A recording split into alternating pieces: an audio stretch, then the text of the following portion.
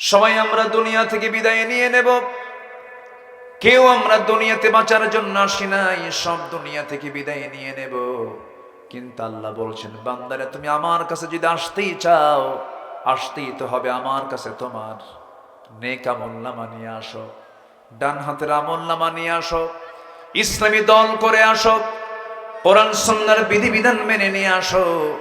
তোমার মাথা থেকে পা পর্যন্ত তোমার সকল কাজ কর্ম সব নবীর সুন্নাহ তরিকা মতো করে আসো।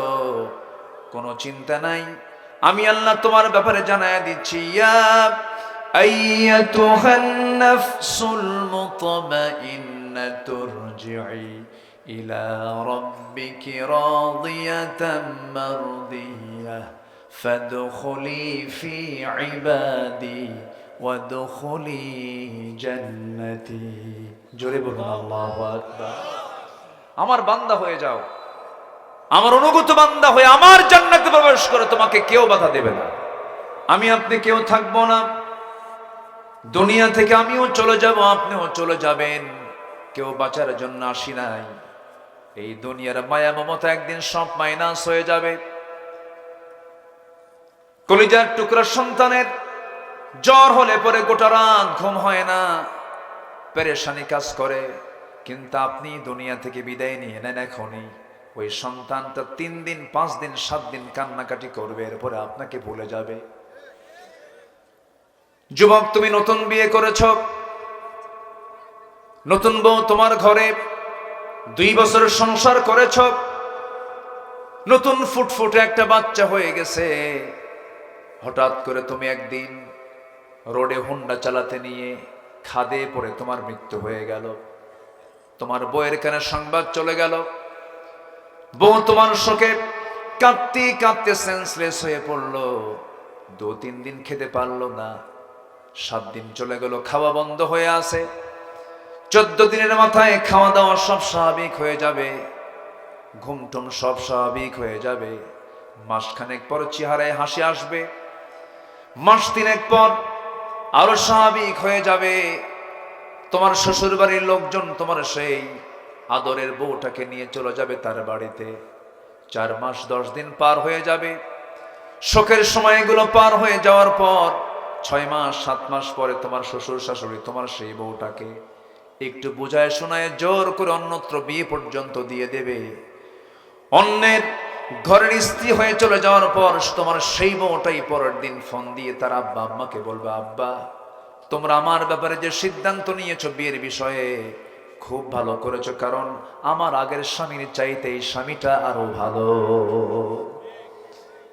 এটাই হলো দুনিয়া। আপনি আজকে মরে যান, সন্তানগুলো সম্পদ নিয়ে কাড়াকাড়ি শুরু করে দেবে। কেউ আমার আপন নয়। কে বলেছে আমার বাপ আপন? বাপও আমার আপন নয়। কে বলেছে মা আপন? মা আমার আপন নয়। কে বলেছে ছেলে আপন? সেও আমার আপন নয়। কে বলেছে আমার স্ত্রী আপন? সে আমার আপন নয়। কে বলেছে আমার ভাই আপন? সে আমার আপন নয়। একবার চক্ষু বন্ধ করে দেখুন, একমাত্র আপন আমার কে?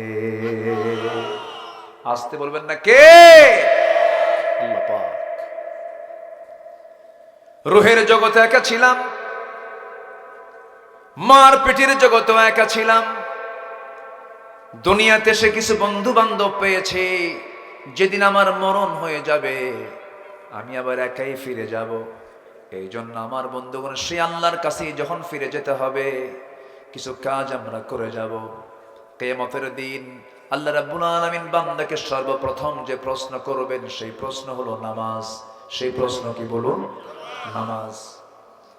নামাজি মানুষ কখনো নেশাখোর হতে পারে না। নামাজি কখনো মিথ্যুক হতে পারে না। নামাজি কখনো ওয়াদা খেলাফ করতে পারে না। নামাজি কখনো অন্যের সম্পদ লুণ্ঠন করতে পারে না। যে নামাজি হবে সেই নামাজের চরিত্র হবে জান্নাতি চরিত্র। তার মাধ্যম দিয়ে তার দ্বারা কোনোদিন গুনাহ কবিরা নামক কোনো গুনাহ হতে পারে না। কিন্তু আমার দেশে সুদখোর নামাজিও আছে না নাই? সুদও খায়, নামাজও পড়ে। আমি কি কথা বলবো? আমি কি আলোচনা চালিয়ে যাব? জোরে বলি ইনশাআল্লাহ। আমার নবীজির এক নম্বর দাওয়াত ছিল হলো, এক নম্বর কাজ ছিল হলো দাওয়াত দেওয়া। সে দাওয়াতটা দিয়েছেন আমার নবীজি আগে ভিতরে না বাহিরে? বলেন তো, আগে পরিবারে না আগে সমাজে? আগে পরিবারে দিয়েছেন। কু আনফুসাকুম ওয়া আহলিকুম নারা, নিজে বাঁচো, তোমার পরিবারকে জাহান্নাম থেকে বাঁচাও। আমার বন্ধুগণ, নবীজির জন্ম যে সমাজে হয়েছিল সেই সমাজটা ছিল ঘুরে ধরা সমাজ। এত জঘন্য মানুষ ছিল, সেই সমাজের মানুষগুলো এত নিম্নমানের ছিল, নিজের মাকে পর্যন্ত বিয়ে করত। আমার নবীর সামনে এক সাহাবী কান্দে, চোখে পানি। রাসূল বলেন, সাহাবী তুমি চোখে পানি কেন? তুমি ইসলাম গ্রহণ করে কি ঠকছো নাকি? এই কয়েকদিন হলে শুধু কাঁদতো, দিন গ্রহণ তো আনন্দের বিষয়, তুমি কাঁদতেছো কেন? তোমার তো সব গুনাহ মাফ হয়ে গেছে। সাহাবী আরো কান্দেন। রাসূল বলছেন, ও সাহাবী তুমি কাঁদতেছো কেন? কি হয়েছে ভালো করে বলো, খুলে বলো তো তোমার কি হয়েছে। নবীজির সামনে হাঁটু গেড়ে দিয়ে বসে গেলেন সুশ্রী চেহারার অধিকারী সেই সাহাবী রাসূলকে সামনে বসায় বলেন, হুজুর আপনি আমাকে বারবার বলছেন সমস্ত গুনাহগুলো মাফ হয়ে গেছে, কিন্তু আমার মনে হয় সব গুনাহগুলো মাফ হলেও একটা গুনাহ বুঝি আমার মাফ হয় নাই। কি করেছো বলো হুজুর? জাহেলী সমাজের কারণে, সেই সমাজের পরিস্থিতির কারণে আমি আমার নিজের কন্যা সন্তানকে নিজের হাতে খুন করেছি। আমার মনে হয় এই গুনাহটা আল্লাহ পাক আমার মাফ করেন নাই। রাসূল বলেন, সাহাবীরা তুমি কেমন করে খুন করেছো আমাকে বলো তো। সামনে বসে গেলেন। আমার নবীজি লম্বা সময় ধরে তার কথাগুলো শুনলেন। ওই সাহাবী বলছেন, ইয়া রাসূলুল্লাহ, সন্তান যখন আমার স্ত্রীর গর্ভে চলে এলো, 6 মাস যখন পূরণ হলো, বউটাকে বললাম যাও মার বাড়িতে চলে যাও, সন্তান ডেলিভারি হয়ে আসো, ছেলে সন্তান যদি হয় সন্তানটা কোলে করে নিয়ে আসবে, মেয়ে সন্তান হলে কোনো কথা নাই, আমি আগেই তোমাকে ফরমান জারি করে দিলাম, তাকে জীবন্ত পুঁতে তাকে হত্যা করে এরপরে তুমি আমার কাছে আসবে। হুজুর বউটাকে পাঠায় দিলাম, সন্তান ডেলিভারি হলো, সন্তানটা মেয়ে হয়েছে, কিন্তু আমাকে বলা হলো মৃত হয়েছে। আমার চোখের আড়ালে সন্তানটাকে অন্যের বাড়িতে বড় করে ধীরে ধীরে যখন 6 বছর হয়ে গেছে, এর মাঝে একটা দিন আমার চোখের সামনে পড়ো নাই হুজুর। হঠাৎ করে আমার চোখের সামনে একদিন সন্তানটা পড়ে গেল, চট করে হাত ধরলাম, আমার মতো চোখ, আমার মতো নাক, আমার মতো কান, আমার মতো কপাল, আমার মতো চেহারা, সোজা ধরে এনে বউয়ের সামনে হাজির করে বললাম, সন্তানটা কার? আমার বউ কাঁপতে কাঁপতে বলছে, সন্তানের তথ্য কতক্ষণ গোপন করব, এই সন্তানটা 6 বছর পূর্বে আমাদের ওরস থেকে এসেছে। আমি শুধু শুনলাম হুজুর, কিন্তু আমি ভিতরে ভিতরে চরম খেপে গেলাম, ঠান্ডা মাথার খুনি বনে গেলাম, সন্তানটাকে কেমন করে মেরে ফেলবো। অভিনয়ের পালা শুরু করে দিলাম, সন্তানটাকে কোলের মধ্যে নিয়ে আদর করে চুমু দিয়া তাকে আমার কাছে ঢুকায় নিলাম, ও হৃদয়ের মধ্যে আমি ঢুকে গেলাম। এক পর্যায়ে মেয়েটা বলছে, মা আমার এই আদরের বাবার সঙ্গে তুমি কেন পরিচয় করে দাও না, আমার বাপ তো অনেক ভালো মানুষ। পরের দিন সকালবেলা ওই মেয়েটাকে বললাম, মা তোমাকে নানির বাড়িতে নিয়ে যাব। দারুণ খুশি হলো, আনন্দে আত্মহারা হয়ে আমাকে জড়িয়ে ধরে আমাকে চুমু খেয়ে বলে, বাবা চলো নানির বাড়িতে আমি যাব। ওকে সঙ্গে করে নিয়ে রওনা দিলাম। হুজুর নানির বাড়ির দিকে না গিয়ে আমি জঙ্গলের দিকে রওনা করলাম। জঙ্গলটা দেখে আমার মেয়েটার মুখ ছোট হয়ে গেল। আমার মেয়েটা বারবার বলছে, বাবা তুমি এই জঙ্গলের দিকে কেন যাও, কি হয়েছে তোমার? কিচ্ছু বললাম না, জঙ্গলটা পার হয়ে গেলাম, হাতে কোদাল নিলাম, গর্ত খনন শুরু করে দিলাম। আমার মেয়েটার মুখ আরো ছোট হয়ে গেল, বাবা গর্ত খনন কেন করছো? কোনো জবাব দিলাম না। যখন আমি কোদাল দিয়ে যখন গর্ত খনন করি, ছিটকিসি কিছু মাটি দাড়ির মধ্যে লেগে যায়, আর আমার সেই মেয়েটা 5 আঙ্গুল দিয়ে খিলাল করে করে সেই মাটিগুলো সরায় সরাইয়া দেয়। আমার মেয়েটা, হুজুর আমার শরীর থেকে ঘাম ঝরতেছিল, গামছা দিয়ে আমার মেয়েটা সেই ঘামগুলো ঝরে ঝরে দেয়, সুন্দর করে মুছে মুছে দিয়ে বলে, বাবা গর্ত খনন কেন করছো, আমাকে কিছু বলো। বাবা কিচ্ছু বললাম না। গর্ত খনন যখন শেষ হয়ে গেল, পিছন দিকে চলে এলাম, আর আমার মেয়েটাকে বললাম, মা দেখো তো গর্ত খনন কেমন হয়েছে। আমার মেয়েটা সরল মনে গর্তের কাছাকাছি চলে গেছে। উকি মেরে যখন দেখতে নিল, আমি পিছন দিকে আসলাম, চোখ বন্ধ করে পিছন দিকে সজোরে একটা ধাক্কা মারলাম। এক ধাক্কায় সন্তানটা গর্তের মধ্যে উপুর হয়ে পড়ে গেল। চট করে চিত হয়ে দুইটা হাত এক জায়গায় করে বলছে, বাবা বুঝতে পেরেছি মার কথাই সত্য হয়ে গেছে, মার কথাটাই বাস্তব হয়ে গেছে। তুমি আজকে আমাকে হত্যা করার জন্য এই জায়গায় এনেছো বাবা। আমি এটাও জানতে পেরেছি তুমি আমাকে কেন হত্যা করার পরিকল্পনা করেছো। নারীর সন্তান হয়ে পৃথিবীতে জন্ম নেওয়া যদি আমার অপরাধ হয়ে থাকে বাবা, আল্লাহর কসম করে বলি, এই যে তোমার চেহারা আজকে দেখাইছি, মৃত্যু আর কোনোদিন দ্বিতীয়বার দেখাবো না, প্রয়োজনে ভিক্ষা করে খাবো বাবা, আমাকে আজকে প্রাণে বাঁচায় দাও। হুজুর, ভিতরে দয়ার ভাব হলো না, ভিতরে মায়া কাজ করলো না। শিরকিয়াতের কারণে, জিহালাতের কারণে হাতের মধ্যে আমি বড় একটা পাথর নিলাম। পাথর নিয়ে আমি সোজা তার কলেজা বরাবর মেরে দিলাম। ফিনকি দিয়ে রক্ত বের হওয়া শুরু হয়ে গেছে। আমি আমার চোখের সামনে মাটি চাপা দিয়া, পাথর চাপা দিয়া জনমের মতো দুনিয়া থেকে বিদায় করে দিলাম। ফিরে আসলাম বাড়ির দিকে।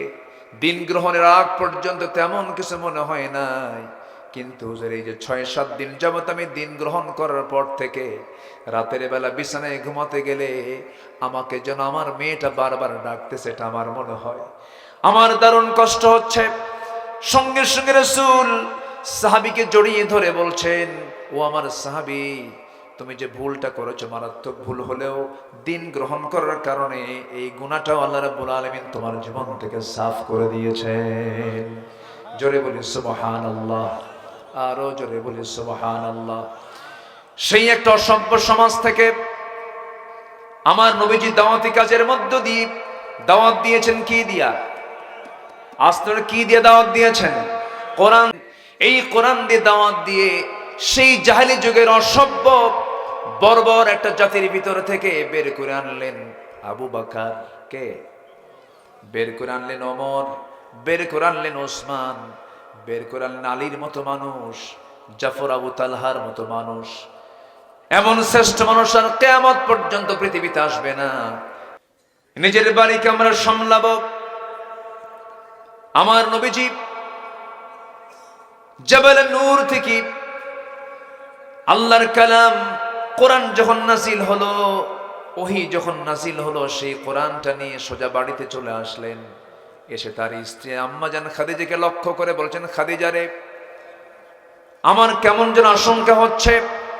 লাকাদ খাশিতু আলা নাফসি, আমি আমার নিজের জীবন নিয়ে শঙ্কিত, মনে হয় মরে যাব, কেমন যেন মনে হচ্ছে আমার। সঙ্গে সঙ্গে খাদিজা বলছেন, আমার স্বামী, আপনার কোনো অনিষ্ট পৃথিবীর কেউ করতে পারবে না, কারণ আপনি এতিমকে কষ্ট দেন না, আপনি অসহায়ের পাশে দাঁড়ান, আপনি মাজলুমের পাশে দাঁড়ান, আপনার চুল পরিমাণ কোনো ক্ষতি পৃথিবীর কেউ করতে পারবে না। রাসূল এবার বলছেন, খাদিজা ভালো কথা, কিন্তু আজকে আমি তোমাকে নতুন করে আমার একটা পরিচয় দিয়ে দেব, জানি না তুমি এটা মানবে কিনা। এতদিন তোমার সঙ্গে আমার পরিচয় ছিল, তুমি আমার স্ত্রী, আমি তোমার স্বামী, কিন্তু আজকে আমার একটা নতুন পরিচয় হলো, আমি হলাম আল্লাহর নবী। এই কথা বলার সঙ্গে সঙ্গে খাদিজা রাদিয়াল্লাহু তাআলা আনহার চোখে পানি চলে এলো। এবার তিনি বলছেন, আমার স্বামী গো, 15 বছর ধরে দাম্পত্যময় জীবন চালালাম, যার মুখ থেকে একটা অযাচিত কোনো কথা বের হতে দেখলাম না, একটা মিথ্যা কথা বের হতে দেখলাম না। আপনি যে আল্লাহর নবী হবেন এতে বিন্দু পরিমাণ কোনো সন্দেহ নাই। আমার নবীজি এবার দাওয়াতের জন্য গেলেন। 3 বছরের ছোট, আমার নবীজি 3 বছরের বড়। হিজরতের রাতের সাথী, সারা জীবনের সাথী সাইয়েদনা আবু বকরকে বলছেন, আবু বকর, আমি আল্লাহর নবী, আমার কাছে ওহী নাযিল হয়, তোমার কি বিশ্বাস হয় নাকি? আমার বন্ধু মুহাম্মদ, আপনি যে আল্লাহর নবী হবেন কোনো সন্দেহ নাই, আপনি আমাকে এখনই পড়িয়ে দেন, আশহাদু আল্লা ইলাহা ইল্লাল্লাহু ওয়াহদাহু লা শারীকা লাহু ওয়া আশহাদু আন্না মুহাম্মাদান মুহাম্মাদান আবদুহু ওয়া রাসূলুহু। হেদায়েতের মালিককে বলেন। নবীজি খুব প্রশান্তি পেলেন। ঘরের মানুষ কালেমা পড়ে নিয়েছে, বন্ধুটাও কালেমা পড়ে নিয়েছে। এবার চলে গেছেন ছোট্ট একজন শিশুর কাছে, সাইয়েদনা আলীর কাছে গিয়ে বলছেন, আলী, দাওয়াতি কাজ নিয়ে এসেছে, আমি আল্লাহর নবী, তোমার কি বিশ্বাস হয় নাকি?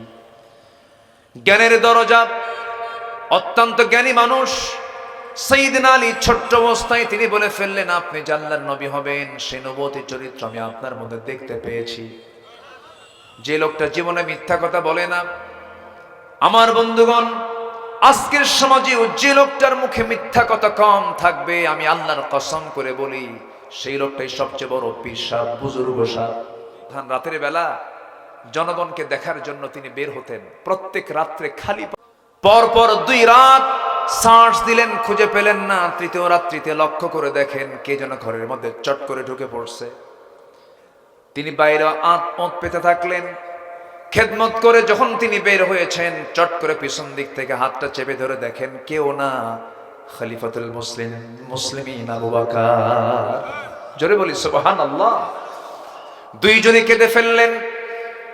সাইয়েদনা ওমর ফারুক বলছেন, আমিরুল মুমিনিন, আপনি রাষ্ট্রপ্রধান, সারাটা দিন আপনি পরিশ্রম করেন, রাতের বেলা এই সমস্ত কাজকে আমাদের দেওয়া যায় না।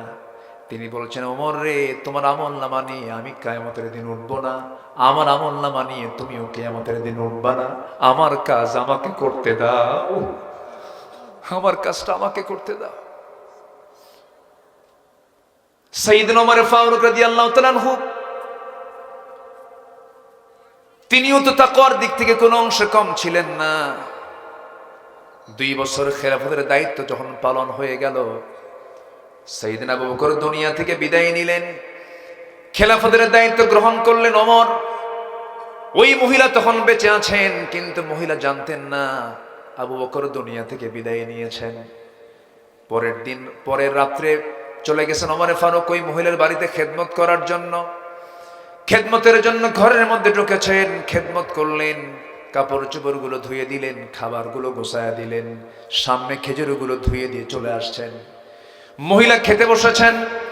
খেতে বসতে নিয়ে বুড়ি মহিলাটা খেতে বসতে নিয়ে যখন একটা খেজুর মুখের মধ্যে দিয়েছেন, কামড় মেরেছেন, খেজুরের বিচি তার দাঁতের সঙ্গে লেগেছে। সঙ্গে সঙ্গে তিনি কান্নায় ভেঙ্গে পড়ে বলছেন, বুঝতে পেরেছি আমার প্রথম খাদেম আবু বকর আর দুনিয়ার বুকে নাই, সে মারা গেছে। কারণ আমার আবু বকর যখন আমার ঘরে খেদমত করার জন্য আসতো, সে খেজুরটা পর্যন্ত আমার সামনে দেওয়ার সময় খেজুরের বিচি সহ বিচিটা আউট করে আমার সামনে হাজির করতো, যেন আমার খেজুর খেতে যেন বিন্দু পরিমাণ কোনো কষ্ট না হয়। জোরে বলি সুবহানাল্লাহ। আমার আবু বকর নাই, কেন আমার আবু বকর খেজুর দিয়েছে, বিচি ছাড়া খেজুর, যেন আমার খেতে যেন চুল পরিমাণ কষ্ট না হয়। সম্মানিত ভাইয়েরা, আজকে একটা নেতা ঢাকা থেকে আসবেন, তার সামনে 50টা পিছনে 50টা গাড়ির শোডাউন। আমি নিজের চোখে দেখেছি। মালয়েশিয়ার প্রধানমন্ত্রী, আমি একদিন কেলে ঘুরতেছিলাম এক শপিং মার্কেটে, মালয়েশিয়ার প্রধানমন্ত্রী তার স্ত্রীকে নিয়ে শপিং করছেন, সামনেও কেউ নাই পিছনেও কেউ নাই। প্রেজেন্ট ওয়ার্ল্ডের ঘটনা এটা। 50টা গাড়ির তেল খরচ, এটা কি মিতব্যয় না অপচয়? মিতব্যয় না অপচয়? অপচয়। প্রত্যেকটি বিষয়ে জবাব দিতে হবে কার আদালতে? আসতে বলবেন না, কার আদালতে? ওমর ফারুক রাদিয়াল্লাহু তাআলা আনহু একদিন বসে আছে, এক সাহাবী হাদিস বর্ণনা করছেন, বলতেছেন, মিসকাল হাববাতিন মিন কিবার, যার মধ্যে চুল পরিমাণ অহংকার থাকবে সে জান্নাতের গন্ধই পাবে না। ওমর ফারুক সঙ্গে সঙ্গে তিনি জমিনে পড়ে গেলেন। জমিনে পড়ে গিয়ে পাগলের মতো হাউমাউ করে কান্নাকাটি করেন। নিজের দেহের সাথে গোটা জমিনের মাটিগুলো লাগায় নেন। লাগায় নিয়ে আকাশের দিকে তাকায় বলছে, ও আকাশের মালিক আল্লাহ, আমাকে মানুষ খলিফা বলে, আমাকে মানুষ রাষ্ট্রপ্রধান বলে, আমাকে মানুষ সম্রাট বলে, আমার মধ্যে হালকা হালকা অহংকার মনে হয় চলে আসে, কিন্তু আমার মনে হয় আল্লাহ তুমি যদি আমাকে পাকড়াও করো, কিয়ামতের দিন আমি জাহান্নাম ছাড়া আমার কোনো পথ থাকবে না। আমার কাছে মনে হয়, ও আল্লাহ, এই দুনিয়াতে তুমি যত বান্দা পাঠিয়ে দিয়েছো সব বান্দার জন্য জান্নাতের ফয়সালা হলেও একজনকে যদি তুমি জাহান্নাম দাও, আমার মনে হয় সে একজন বান্দা কেউ হবে না, আমি ওমর সেই জাহান্নামী বান্দা হতে পারি। আল্লাহু আকবার বলেন। বান্দার পরিচয় তেমনই হওয়া উচিত। আল্লাহ পাক এই সমস্ত সাহাবাদের জীবনকে লালন করার তৌফিক দান করুন। জোরে বলি আল্লাহুম্মা আমিন। সম্মানিত ভাইয়েরা, এক নম্বর হচ্ছে দাওয়াতি কাজ করব আমরা। নাম্বার 2 হলো আমার রাসূল ছিলেন সাহসী। কি ছিলেন বলেন তো? সাহসী। পৃথিবীতে কোনো কিছু করতে গেলে, বিজয় অর্জন করতে গেলে কি দরকার? আমার নবীজি কি ভীরু ছিলেন না সাহসী ছিলেন? চিন্তা করুন, ঘর থেকে বের হচ্ছেন হিজরতের রাতে, নাঙ্গা নাঙ্গা তরবারি। ওই মক্কার নগর পিতা আবু জেহেল তার সন্ত্রাস রেলিয়ে দিয়ে রাসূলকে মারার অর্ডার দিয়েছে। আমার নবীজি সেখান থেকে ঘর থেকে বের হচ্ছেন, শত্রুগুলো দেখছেন, পরোয়া করলেন না, হাতের মধ্যে বালু নিয়ে শুধু নিক্ষেপ করলেন, সমস্ত শত্রুর চোখে চোখে পৌঁছায় দিয়েছেন আমার আল্লাহ তাআলা বালুকণাগুলো। জোরে বলি সুবহানাল্লাহ। যে কোনো বিজয়ের জন্য সাহস দরকার। ইমানদার বুক দেখায় না পিঠ দেখায়? ইমানদার বুক দেখায় না পিঠ দেখায়? বুক দেখাবে। ইমানদার কখনো পিঠ দেখাতে পারে না। যুবকরা, সেই উন্নত চরিত্র গঠন করো। দেখেছো অনেক কিছু, যে নেতা তোমার হাতে মদের বোতল তুলে দেয়, যে নেতা তোমার হাতে নারী তুলে দেয়, যে নেতা তোমাকে চরিত্রহীন বানানোর ষড়যন্ত্র করে, সেই সমস্ত নেতাদের মুখে তোমরা জুতা মারো, থুতু মারো। উন্নত চরিত্র গঠন করো। 5 ওয়াক্ত নামাজ পড়ো। বিবাহ পূর্ব কোনো নোংরামি কোনো সম্পর্কে জড়িও না। অবৈধ কোনো রিলেশনে যেও না। বিয়ের প্রয়োজন, বাপকে বলে ফেলো আমার বিয়ের প্রয়োজন। কিন্তু বিয়ের আগ দিয়ে তুমি গার্লস স্কুলের সামনে যায় এতিমের মতো সিট হয়ে বসে থাকো না। এগুলো লস প্রজেক্ট। এগুলো কি প্রজেক্ট? Loss project. শিক্ষা, পড়া সব শেষ। এগুলো বাদ দিতে হবে। সবাই কি নামাজ পড়বা? যুবকরা, সবাই কি নামাজ পড়তে রাজি আছো? নামাজ পড়বেন কারা কারা? একটু হাত তুলে দেখেন তো দেখি। জোরে বলি, ইয়া আল্লাহ, আমাদেরকে 5 ওয়াক্ত সালাত আদায় করার তৌফিক তুমি আল্লাহ দিয়া দাও। জোরে বলি আমিন। আরো জোরে আমিন, আরো জোরে আমিন। হাত নামান। সম্মানিত ভাইয়েরা, সময় তো চলে যাচ্ছে। বুঝলাম না এত দ্রুত সময় আজকে কেন যাচ্ছে, আমার বুঝে আসলো না। খুব আজকের ঘড়ি কি বেশি ঘুরতেছে নাকি? এখনো তো বহু পয়েন্ট পড়ে আছে। এদিকে রাতও অনেক গভীর হয়ে গেল। এবার মাহফিলের চাপ তো এত বেশি, এত মাহফিল এবার, তাই না? কিছুক্ষণ আগে মন্তব্য করেছি, মানুষের চাইতে মাহফিল বেশি। এত ঘন ঘন মাহফিল, মানুষ মাহফিল শুনতে শুনতে ক্লান্ত হয়ে গেছে। সম্মানিত ভাইয়েরা, আমার ভাইজান আসছেন, তিনিও কিছু কথা বলবেন। আমি আমার পয়েন্টগুলো আমি শাব্দিকভাবে, আমার আগামীকালকে মাহফিল বেশি দূরে না, মাত্র ময়মনসিংহ, তাও দুপুরবেলা। কখন? দুপুরে। তো সব দিকে খেয়াল করতে হবে। আমাকে মাহফিল কমিটি যখনই গেছেন আমার কাছে, আমার সুযোগ ছিল, 3 বছর আগে একবার এসেছিলাম, তো আল্লাহ পাক আমাকে আবার এই জায়গায় নিয়ে এসেছেন। বলি আলহামদুলিল্লাহ। আপনাদের এই চাঁদ মাখা মুখগুলো আল্লাহ পাক আমাকে আবার দেখার সুযোগ করে দিয়েছেন। আল্লাহ যেন আমাদের সম্পর্ক যেন হাসর পর্যন্ত গড়িয়ে দেন। জোরে বলি আল্লাহুম্মা আমিন। আসলে তো চোখটা খোলা আছে, ইহকালে আছি। চোখ বন্ধ হলে কি ইহকাল না পরকাল? তো আমরা ইহকালের সম্পর্ক গড়বো আমরা পরকালকে টার্গেট করে। জোরে বলি ইনশাআল্লাহ। পরকালও যেন আমরা একসঙ্গে থাকতে পারি। বউ নামাজ পড়ে না, বউকে বলবেন, বউ আমার, একই ছাদের নিচে থাকি, তোমার যৌবন আমার যৌবন একাকার করে দিয়েছি, তুমি কি চাও না জান্নাতের মধ্যে আমরা একসঙ্গে জান্নাতে থাকি? হ্যাঁ, নামাজটা পড়ো। মেয়েগুলোকে বলবেন, ছেলেগুলোকে বলবেন, বাপ নামাজটা পড়, একসঙ্গে দুনিয়াতে এক ছাদের নিচে থেকেছে, একসঙ্গে জান্নাতে থাকবো আমরা, জান্নাতে গিয়ে শপিং করব, একসঙ্গে থাকবো আমরা। এরকম করে আমরা দাওয়াতি কাজ করব।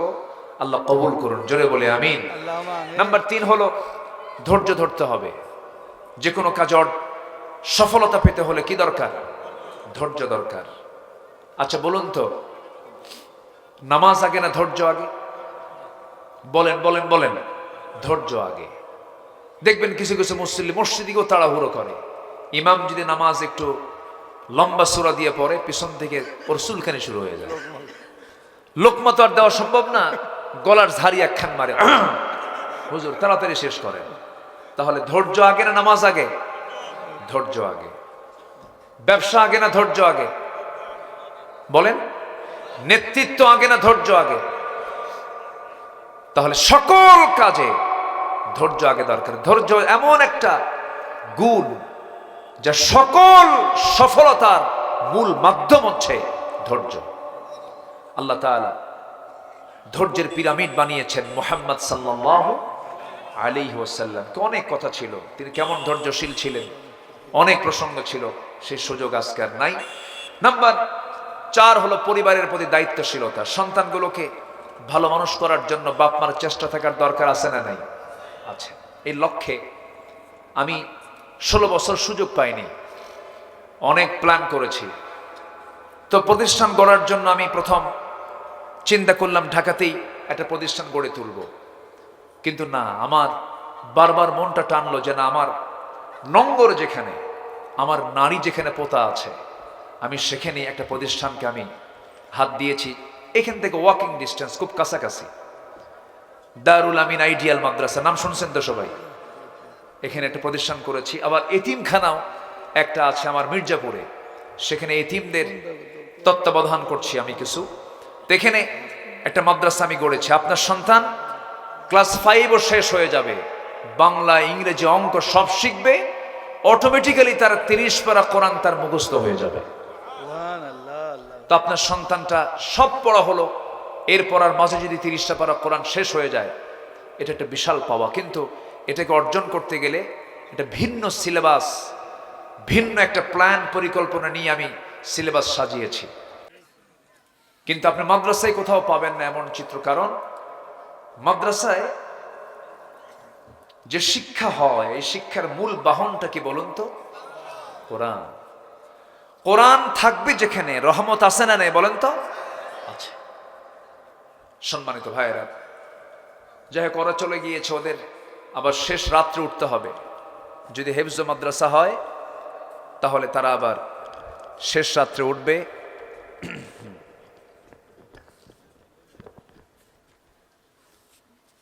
ওদের মেইন পড়া হলো ফজরের আগ দিয়ে তারা কিছু মুখস্থ করে থাকে।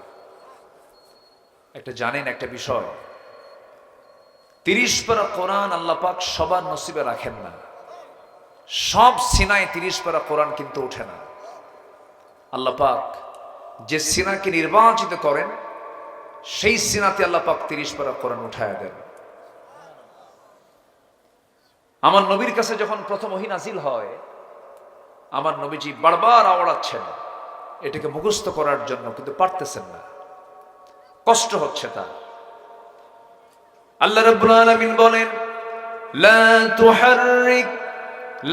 তুহাররিক বিহি লিসানাকা লিতা'জালা বিহি। হে নবী, আপনি মুখস্থ করার জন্য বারবার আপনার জিহ্বা আপনি ওড়াবেন না। আমি আল্লাহ নিজে আপনার সিনার মধ্যে কোরআনটা জমা করে দেব, আমি নিজে জমা করে দেব। আপনার এত পরিশ্রম করার কোনো প্রয়োজন নাই। সম্মানিত ভাইয়েরা, সানুকরিউকা ফালা তানসা, আপনি কখনো ভুলবেন না। আমার রাসূলকে কে বলছেন? আল্লাহ বলছেন। তাহলে আপনি বলুন, চেষ্টা করলেই কি কোরআনের হাফেজ হওয়া যায়? এটা নসিব দরকার, সাহায্য দরকার। কার? আসতে বলুন, সাহায্য দরকার কার? আল্লাহ পাকের। ওরা চলে গিয়েছে, যাক, আমরা আছি তো নাকি? জোরে বলি ইনশাআল্লাহ।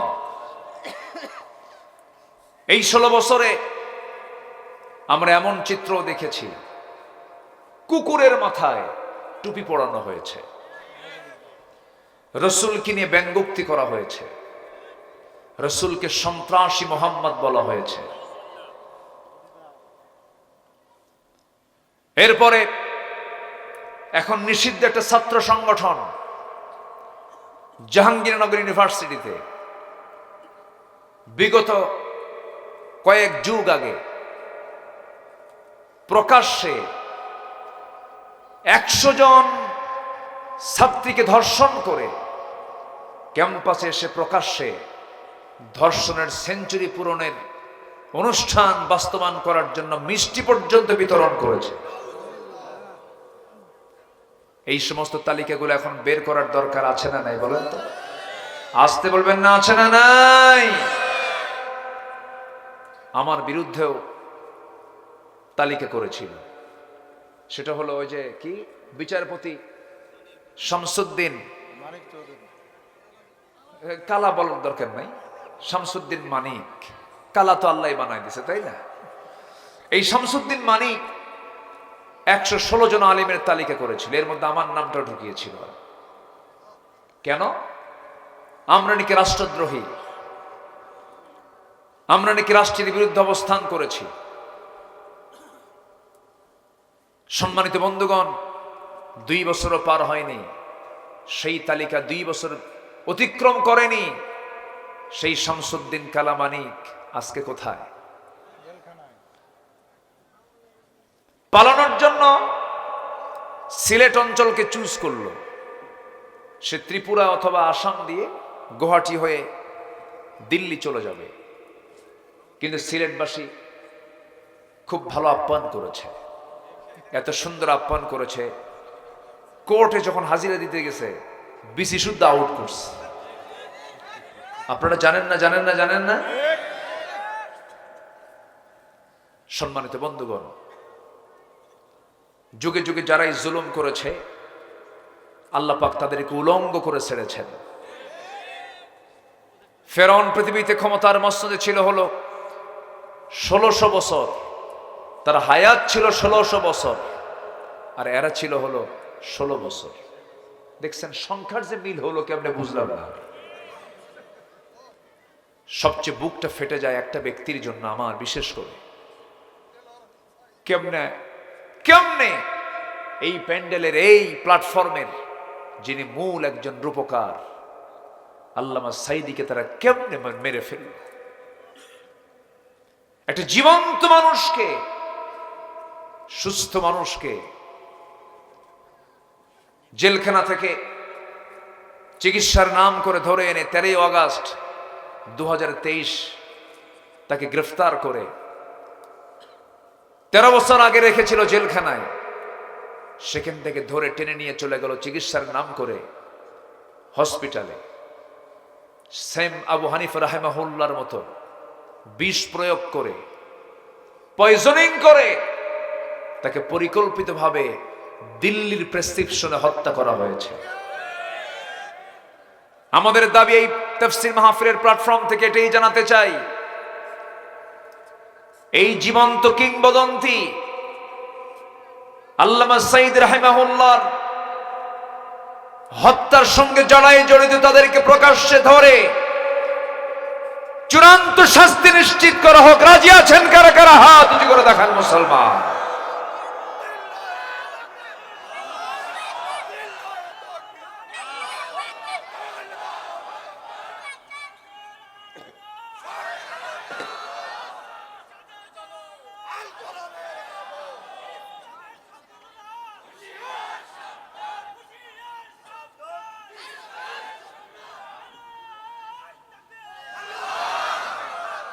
আল্লাহ কবুল করুন, জোরে বলি আমিন।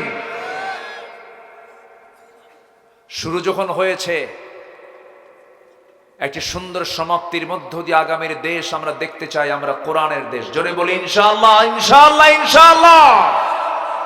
আসবে দিন, আসবে না? আসবে কিনা বলেন? আসবে। শহীদের রক্ত কখনো বৃথা যেতে পারে না, কিন্তু শর্ত হলো আমরা যদি সফল হতে চাই আমাদের চরিত্র হতে হবে অনুন্নত না উন্নত, উন্নত চরিত্রবান, উন্নত চরিত্র অধিকারী আমাকে আপনাকে হতে হবে।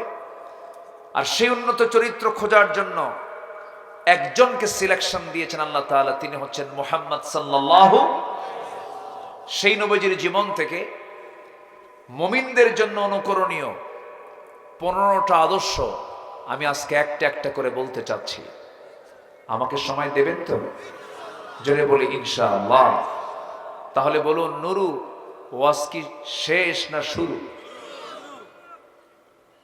টাইম দিচ্ছেন তো নাকি? বলি আলহামদুলিল্লাহ। আমি তো প্রথমে হতাশ হয়েছিলাম, লোকজন এত কম কেন, কিন্তু না, মোটামুটি প্রচন্ড শীত তো, আর এবার মাহফিলের চাপ এত বেশি, মানুষের চাইতে মাহফিল বেশি, এত মাহফিল, ঠিক আছে না? মানুষের চাইতে মাহফিল বেশি। যাই হোক, হতাশার কোনো কারণ নেই। আল্লাহর পয়গম্বর নূহ আলাইহিস সালাতু ওয়াস সালাম তিনি দাওয়াত দিয়েছেন। আল্লাহর পয়গম্বর ইন্নী দাআউতু কওমি লাইলা ওয়া নাহারা, দিনে এবং রাতে দাওয়াত দিয়েছেন 900 বছর। কত বছর? ইসলাম কবুল করছে 80 থেকে 90 জন। তার দাওয়াত কি ব্যর্থ ছিল? না। আমার আপনার কাজ হলো আল্লাহর দেওয়া হুকুম বাস্তবায়ন করা। সফলতা ব্যর্থতা এটা আমার দেখার দরকার নাই। পুরস্কার দিবেন কে? আস্তে পুরস্কার দিবেন কে?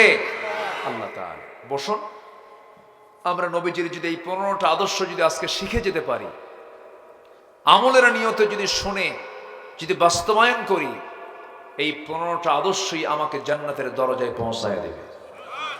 জোরে বলি সুবহানাল্লাহ। নাম্বার 1, আমরা দাওয়াত দেব মানুষকে কার পথে? আসতে বলবেন না, কার পথে? আল্লাহর পথে। বোকার সাথে না প্রজ্ঞার সাথে? বোকামির সাথে না প্রজ্ঞার সাথে? প্রজ্ঞার সাথে। আমার নবীজির 1 নম্বর আদর্শ হলো তিনি একজন দায়ী ছিলেন। আমরাও দায়ী হয়ে যাব, মানুষকে আল্লাহর পথে দাওয়াত দেব। আল্লাহ রাব্বুল আলামিন তার শানে বলছেন, উদউ ইলা সাবিলি রাব্বিকা বিল হিকমাতি ওয়াল মাউইযাতিল হাসানাহ ওয়াজাদিলহুম বিল্লাতী হিয়া আহসান ইন্না রাব্বাকা হুয়া আ'লামু বিমান দাল্লা আন সাবিলিহি وهو أعلم بالمهتدين। জোরে বলুন আল্লাহু আকবার। হে রাসূল, আপনি দাওয়াত দিন মানুষকে কার পথে? আল্লাহর পথে, প্রজ্ঞার সাথে, উত্তম নসিহতের মধ্য দিয়ে। অধিকাংশ মাহফিল আমি লক্ষ্য করে দেখি শুধু চিল্লাচিল্লি হয়। এরকম কিছু মাহফিল আছে না নাই বলেন তো? আছে। সে তো চলেই গেছে, সে তো আর নাই। এখন যিনি পালায়ে গেলেন তার দলের লোকজন আমার দেশে এখন আছে না নাই? উনি চলে গেছেন, কিন্তু তার লোকজন তো আছে। আমি তাদেরকে একটু আহ্বান করব, আমি তাদেরকে একটু বলতে চাই, বাম চিন্তা মাথা থেকে ঝেড়ে ফেলে দেন, বাম দল বাদ দিয়ে দেন। যে দল ইসলাম চায় না, যে দল কোরআন আইন চালু হোক এটা চায় না, যেই দলটা ইসলামী দল নয়, কোরআনকে প্রশ্ন করুন সেই দল করা যাবে কিনা? কোরআনকে বলবে করা যাবে? যাবে? করা যাবে? যাবে না। বাদ দিয়ে দেন, ফিরে আসেন, জান্নাতের দিকে আসুন। আমরা জান্নাতের দিকে দৌড়াই। যে কোনো মুহূর্তে তো মরে যাব, আমিও যাব, আপনিও যাবেন। আমার মতো বয়সী, আমার বয়সের কত কত মানুষ দুনিয়া থেকে বিদায় নিয়েছেন। এখন তো পরে আর মরে, সময়ও লাগে না, পরে আর মরে। মানে আমরা মুরগি খাই, যেগুলো মুরগি খাই না, ওই মুরগিগুলো তো পরে আর ক্লিনিকে যাওয়ার সময় নাই। সেই দিন আমার এক বন্ধু, একসঙ্গে পড়াশোনা করেছি, খুব সুন্দর কণ্ঠ ছিল। সে পরে আর্মিতে চাকরি নিল, আর্মিতে জয়েন করে চাকরি করতেছিল, বাড়ি দুপচাচিয়া।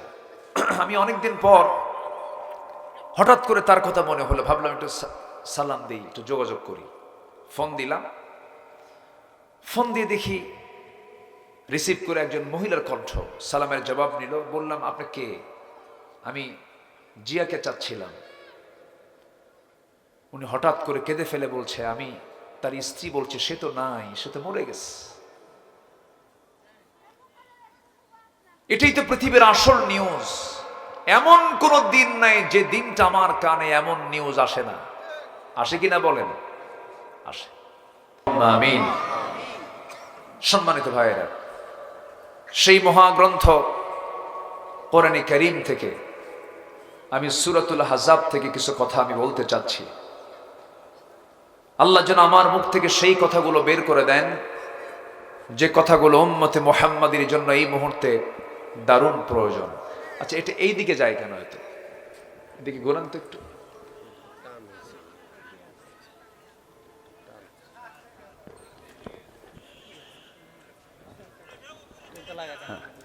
উঠায় দেন।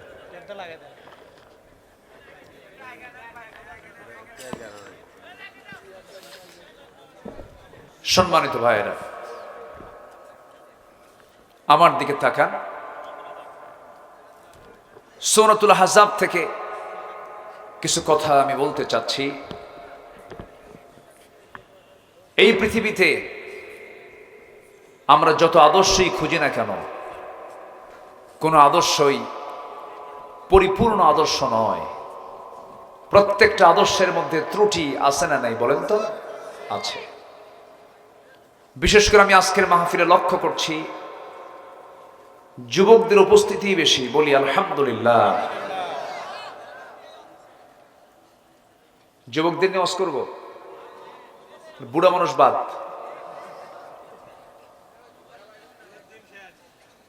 না, ঠিক আছে। আজকের মাহফিলে যে যুবকরা তোমরা আসছো, আল্লাহর মেহেরবানি, তোমরা তো অনেক কিছুই দেখিয়ে দিলে 2024-এর অগাস্টের আগ পর্যন্ত। 5 আগস্ট পর্যন্ত তারা যা দেখিয়ে দিয়েছিল, আমি তো অবাক হয়ে গেছি। আজকের এই যুবকরা তো ডিভাইস আক্রান্ত, মাদকাসক্ত, ফ্রি ফায়ার, পাবজি, গেমস আসক্ত। আর সেই যুবকরা জাতে মাতাল, তালে ঠিক। কি কাজটা করলো তারা? চিন্তা করা যায়? মুরগি রান্না হলো গণভবনে একজনের জন্য, সেই মুরগির রান খাইলো আমার যুবকরা যায়। ঠিক কিনা? এবং টাইম বেঁধে দিল 45 মিনিটস,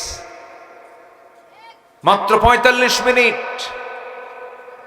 যুবকরা, তোমরা সামনে আরো কিছু দেখাতে পারবে। শর্ত হলো উন্নত চরিত্র সাথে যোগ করতে হবে।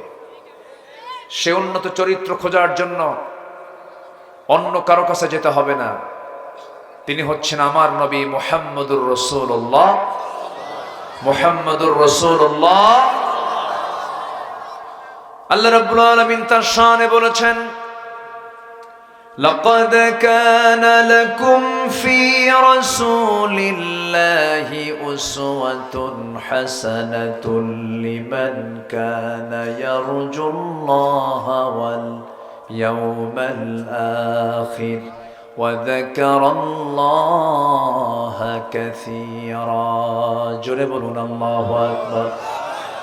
তোমাদের জন্য উত্তম আদর্শের বাস্তব নমুনা কেউ নয়, উত্তম আদর্শের বাস্তব নমুনা একজন, তিনি হচ্ছেন মুহাম্মদুর রাসূলুল্লাহ সাল্লাল্লাহু আলাইহি সাল্লাম।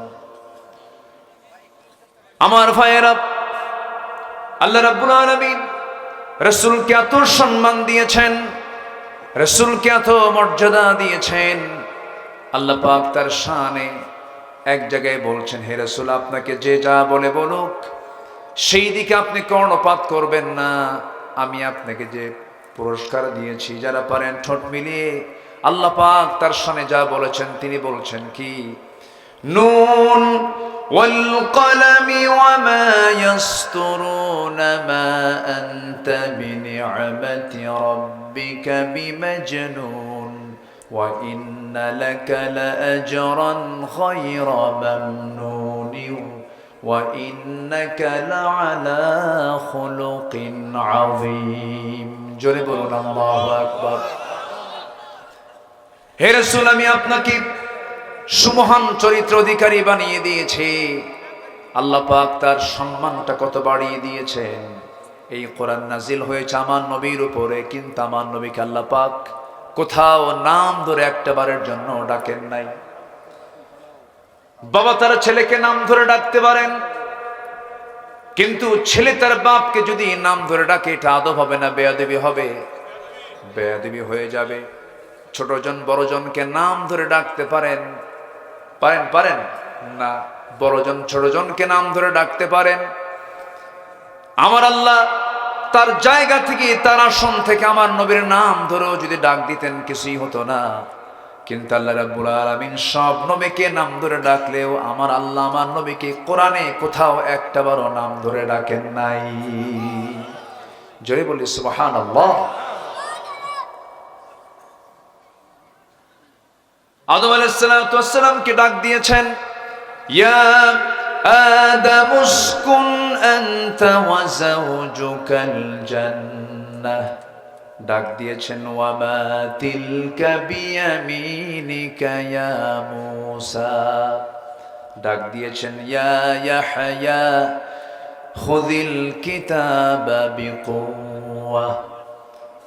সব নবীকে আল্লাহ রাব্বুল আলামিন হরফে নিদা প্রয়োগ করে ডাক দিয়েছেন, কিন্তু আমার নবীর নাম যেখানে নিয়েছেন সেই জায়গায় আল্লাহ পাক গুণবাচক শব্দ প্রয়োগ করেছেন, মুহাম্মাদুর রাসূলুল্লাহ ওয়াল্লাযীনা মাআহু আশিদ্দাউ আলাল কুফফারি রুহামাউ বাইনাহুম تراهم ركعا سجدا يبتغون فضلا من الله ورضوانا। জোরে বলুন আল্লাহু আকবার।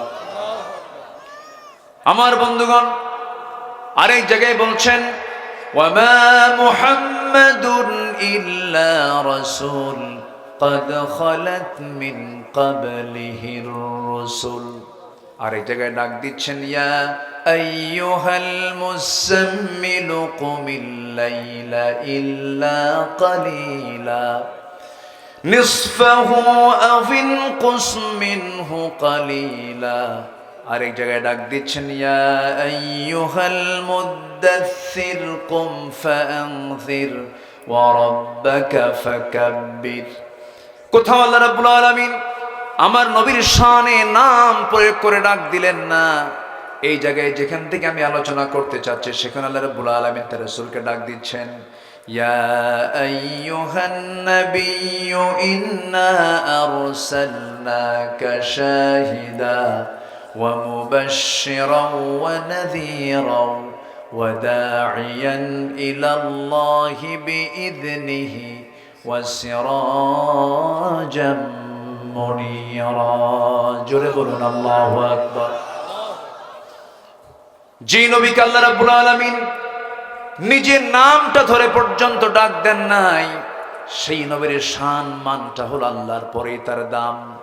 অথচ সেই নবীকে বিগত 16 বছর যারা ক্ষমতার মসনদে ছিল তাদের সময়ে এই দেশে ডজন ডজন নাস্তিক রাসূলকে পর্যন্ত গালি দিয়েছে, তাদের কোনো বিচার বাংলার জমিনে হয় নাই। ওরা 16 বছর আমাদের গণনা করেছে। কি ব্যাপার, এখানে কি হলো? হ্যাঁ, ও মাদ্রাসার ছাত্র এরা।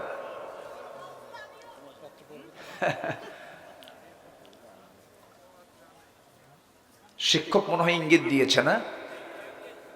শিক্ষকের ইঙ্গিত যদি একবার পায় ওরা কিয়ামত হলেও মানবে না কাউরে। এটা হচ্ছে মাদ্রাসার শৃঙ্খলা।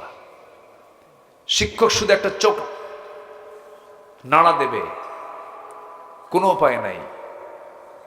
এই শৃঙ্খলা মাদ্রাসার আছে না নাই বলেন তো? মাদ্রাসার আছে,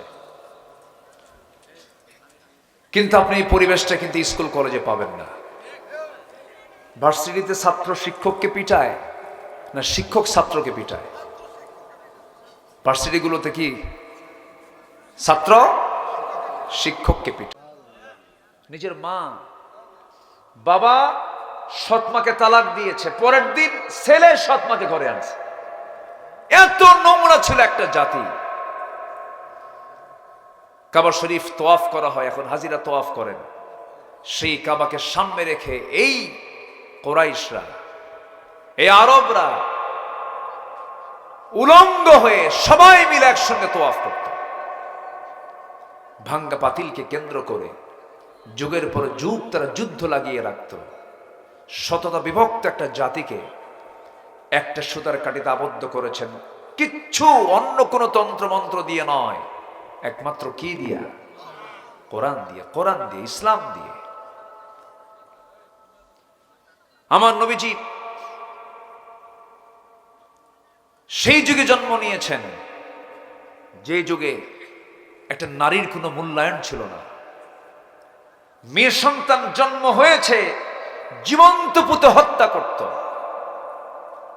সেই যুগে আমার নবীজি ঘোষণা করলেন তার মুখ দিয়ে, যার ঘরে 3টা মেয়ে আছে তার জন্য 3টা পৃথক জান্নাত। জোরে বলি সুবহানাল্লাহ। আপনাদের দোয়া আল্লাহ পাক আমাকে 4টা মেয়ে দিয়েছেন। কেউ তো জোর আলহামদুলিল্লাহ বললেন না। বিয়ে কি আপনি দিবেন? তো টেনশন তো আমারই। এটা জোরে বলেন না আলহামদুলিল্লাহ। এটা বলার কারণ আছে। মেয়ে সন্তান হলে পরে অনেকে মন খারাপ করে। বারবার মেয়ে যদি হয় তখন স্বামী কয় তার বউরে, তোর পেট আসলেই পচা।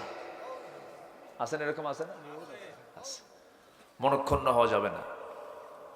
আমার নবী যে বিশ্বের সেরা মানুষ, ছেলেদের বাপ না মেয়েদের বাপ? মাথায় রাখতে হবে। আউযু বিল্লাহি মিনাশ শাইতানির রাজীম। বিসমিল্লাহির রাহমানির রাহিম।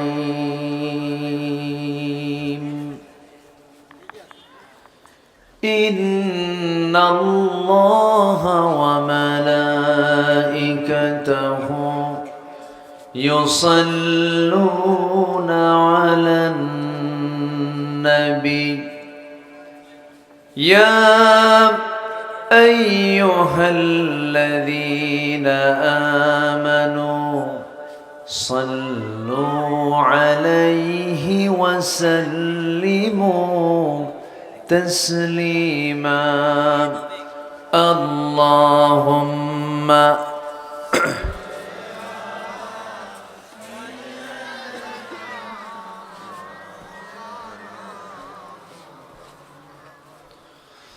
وعلى آل سيدنا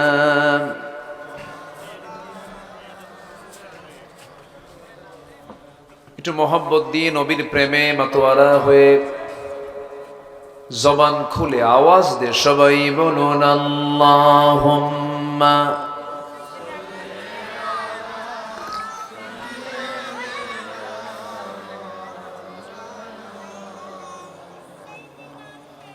وعلى آل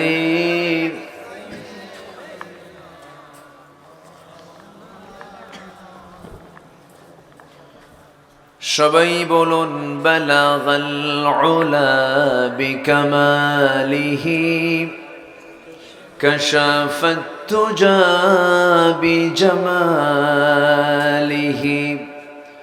حسنت جميع خصاله صلوا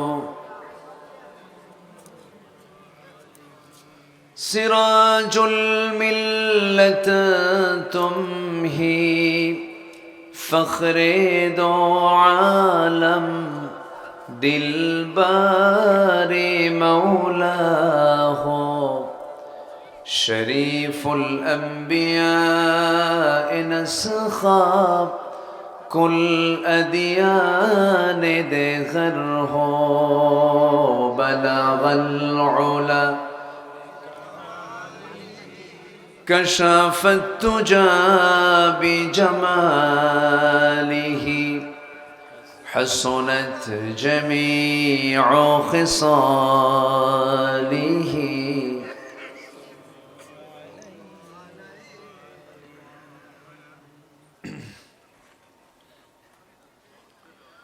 আমি কোরআনের সুর মাঝে শুনেছি যে নাম, আজানের সুর মাঝেও শুনেছি সে নাম। ও নাম শুনেছি আমি আমার হৃদয়, হে রাসূল নবীজি তোমায়, হে রাসূল নবীজি তোমায়। সবাই বলি সাল্লাল্লাহু আলাইহি ওয়াসাল্লাম।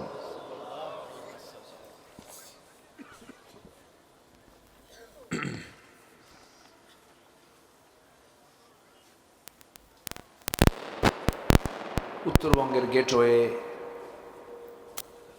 বগুড়া জেলার শেরপুর উপজেলার দুবলাগাড়ি পশ্চিমপাড়া আল কৌবা জামে মসজিদ মাহফিল ইন্তেজামে কমিটি কর্তৃক আয়োজিত দশম বার্ষিকী তাফসীরুল কোরআন মাহফিল 2024 আজকের এই মহৎ আয়োজনের সম্মানিত সুযোগ্য সভাপতি জনাব নুরুল আমিন, আজকের মাহফিলের বরেণ্য প্রধান অতিথি সম্মানিত শেরপুর পৌরসভার সাবেক মেয়র জনাব জানে আলম খোকা,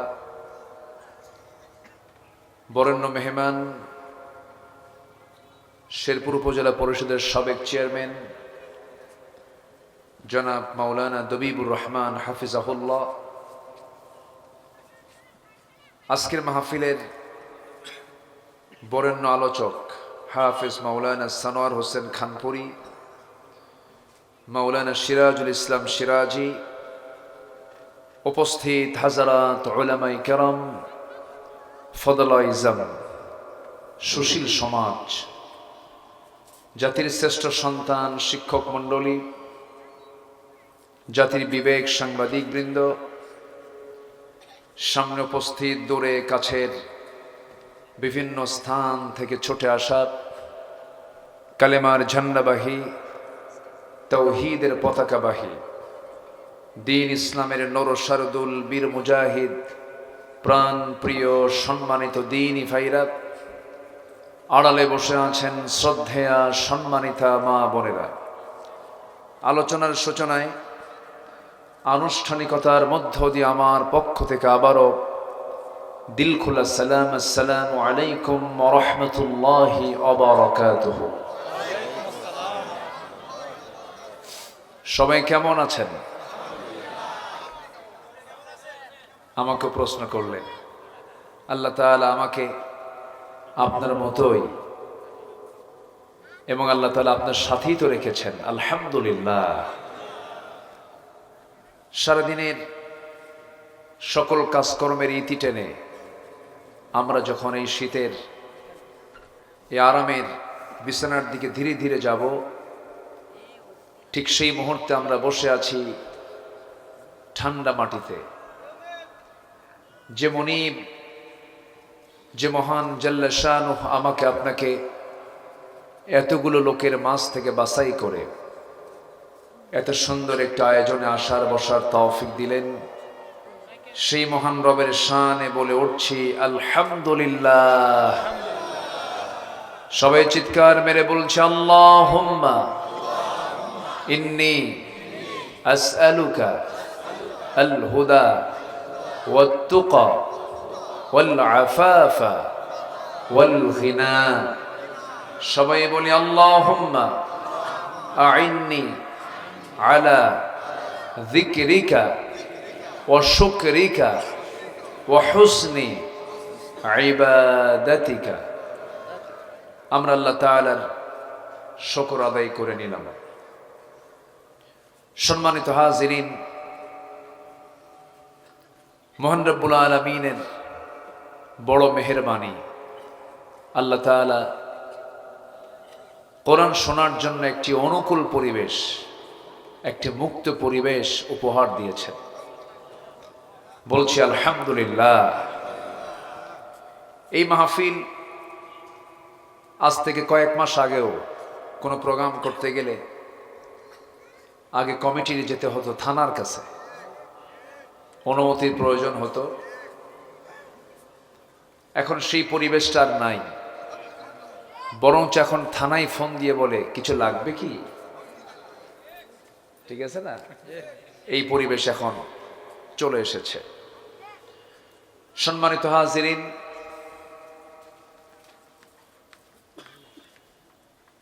যুগে যুগে মহাসত্য আল্লাহর কালামকে, আল্লাহর দ্বীনকে নিভিয়ে দেবার জন্য একটা বাতিল গোষ্ঠীর আগমন হয়েছে, কিন্তু কোনো বাতিল গোষ্ঠী টিকে থাকতে পারেনি। কারণ হকের বিজয় কে দেন? আসতে বলবেন না, হকের বিজয় কে দেন? আল্লাহ আছেন না নাই? আছেন।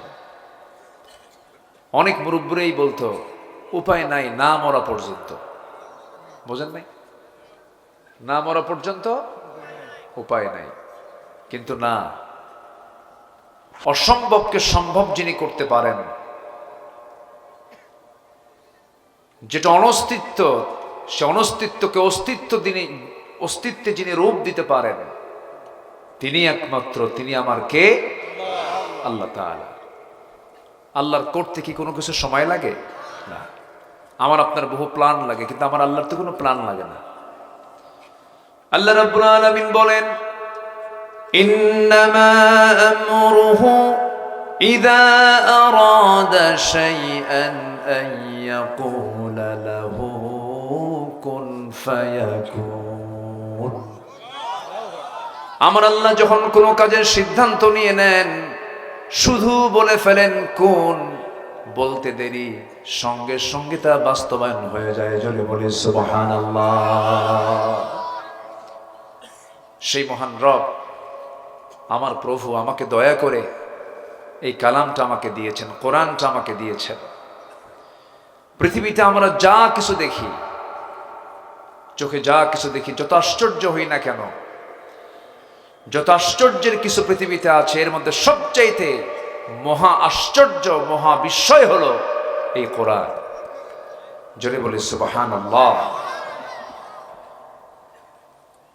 কারণ আল্লাহ পাক এর মধ্যে এমন কিছু তথ্য দিয়েছেন যা পৃথিবীর কোন তথ্যে এটা আপনি খুঁজে পাবেন না।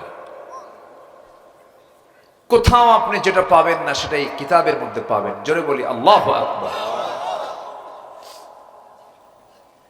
জাস্ট একটা তথ্য আমি দিতে চাচ্ছি। এই যে আমরা যেখানে বসে আছি, এটা জমিন, ঠিক মাথার উপরে আছে হলো নীলাকাশ। এই আকাশ এবং এই জমিন, মাঝখানে যেটা বিশাল শূন্যতা আমরা লক্ষ্য করি, শুধু শূন্য না, মহাশূন্য। মহাশূন্য। এই মহাশূন্য একসময় এটা ছিল না। আধুনিক বিজ্ঞান এটা প্রমাণ করে তারা বের করেছেন।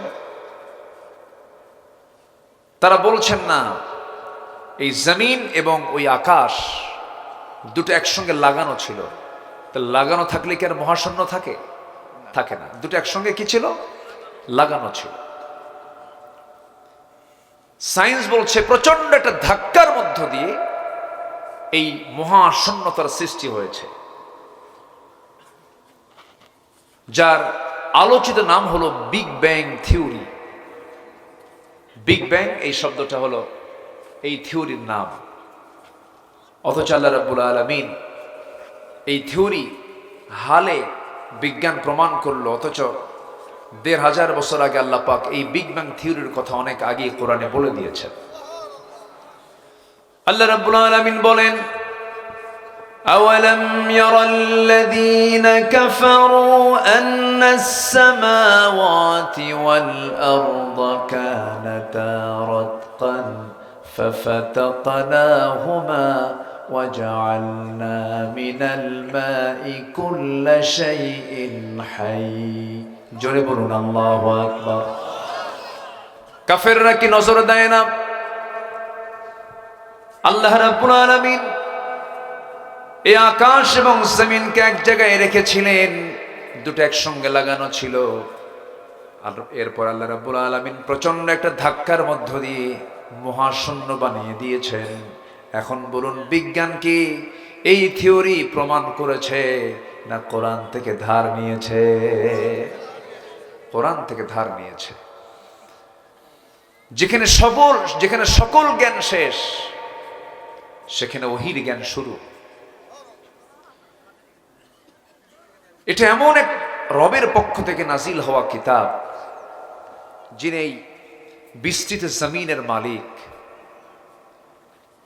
বিশাল আসমানের মালিক। এমন বৃহৎ পরিচয় আল্লাহ ছাড়া পৃথিবীর কেউ দিতে পারে? আসতে বলবেন না, দিতে পারে? সেই মহান রব্বুল আলামিন আমাকে আপনাকে এই কিতাবটা দিয়েছেন, কিন্তু দুঃখ লাগে এই কিতাবকে আমরা অনেকে নামাজে মানতে চাই, রোজায় মানতে চাই, মসজিদে মানতে চাই, দান সদকায় মানতে চাই, কিন্তু রাষ্ট্রে কোরআন আসুক এটা অনেক মুসলমানও মানতে চায় না। আছে না নাই বলেন তো? আছে। আপনি কোরআনকে নামাজে মানবেন, রাষ্ট্রে মানবেন না, আপনার ঈমান এখনো আনা হয়নি। আপনাকে নতুন করে আপনাকে ঈমান আনতে হবে। সম্মানিত ভাইয়েরা, আজকে যদি কোরআনের বাস্তব চিত্র যদি সমাজে চিত্রায়িত হতো, আজকে কোরআনের চিত্র যদি রাষ্ট্রে চিত্রায়িত হতো, আজকে আমাদের চোখের সামনে এমন চিত্র দেখা লাগতো না। আমার দেশের স্বাধীনতার 53 বছর চলছে আজ। এই 53 বছরে দেশের দুর্নীতি, দেশের ক্রাইম, এটা কমেছে না বেড়েছে? বলেন, কমছে না বাড়ছে? বাড়ছে। সম্মানিত বন্ধুগণ, সব তো দেখলাম। কেউ এই দেশটাকে শাসন করেছে 25 বছর, কেউ চালিয়েছে 16 বছর, কেউ চালিয়েছে 9 বছর, মাঝখান দিয়ে কেয়ারটেকার গভর্নমেন্ট কয়েক বছর। এই মোটামুটি 53 বছর যারাই ক্ষমতায় ছিলেন, তারাই কিন্তু মুসলিম পরিবারের সন্তান ছিলেন। তাদের ধর্মের নাম ইসলাম, তারা মুসলমান। অথচ আজ পর্যন্ত আমার দেশে জাহান্নাম থেকে বাঁচার একমাত্র কারণ, জাহান্নাম থেকে বাঁচার জন্য 1 নম্বর কাজ হচ্ছে নামাজ। জাহান্নামে যাওয়ার 1 নম্বর কারণ হলো নামাজ ছেড়ে দেওয়া। সেই নামাজের আইনটাই আজ পর্যন্ত কেউ পাশ করতে পারে নাই। সম্মানিত ভাইয়েরা, সম্মানিত বন্ধুগণ, সমাজের সকল অশান্তি দূর করার জন্য সবার আগে প্রয়োজন হলো নামাজি সরকার। কি সরকার বলেন তো? নামাজি সরকার। অতএব যা দেখেছি আর দেখতে চাই না। আমরা আগামীর দেশ দেখতে চাই এই কোরআনের দেশ, ইসলামের দেশ, নামাজের দেশ। ঠিক কিনা? রাজি আছেন কারা কারা? হাত উঁচু করে দেখান মুসলমান।